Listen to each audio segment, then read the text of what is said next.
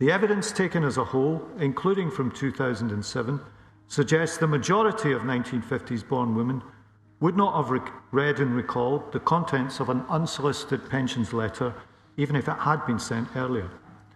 Furthermore, the evidence also suggests that those less knowledgeable about pensions, the very women who most needed to engage with a letter and where it might have made a difference, were the least likely to read it.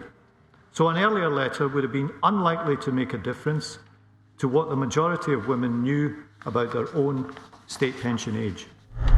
There we have Labour's Pat McFadden at the dispatch box ruling out any compensation for WASPI women in the most patronising way possible. This betrayal is a prime example of broken campaign promises made by Labour and disregarded after getting into power.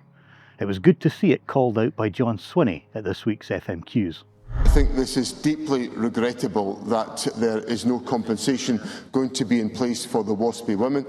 These women were promised in good faith that the Labour Party would address, when they got into government, this historic injustice, and it's just another example of the betrayal of individuals in this country by this Labour government.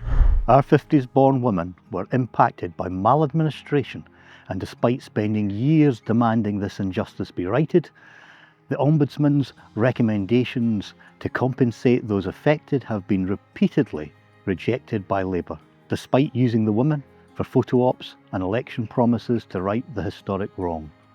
Westminster is broken beyond repair, and what Scotland needs is a fresh start with independence. Only with independence will we have the full powers of a normal nation to tackle all these issues for ourselves.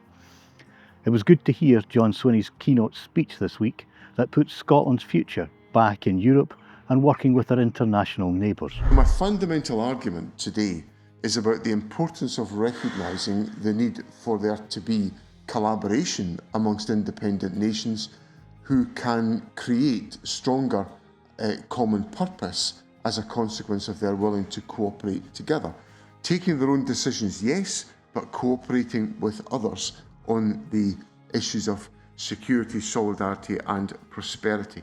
So that's why I think, particularly in these very turbulent times, the whole question of Scottish independence is ever more relevant for the needs and the interests of the people of Scotland to guarantee their prosperity, their safety and their security. I'll be making the case at the election that independence is key to addressing the cost of living crisis and building on the progress made through devolution.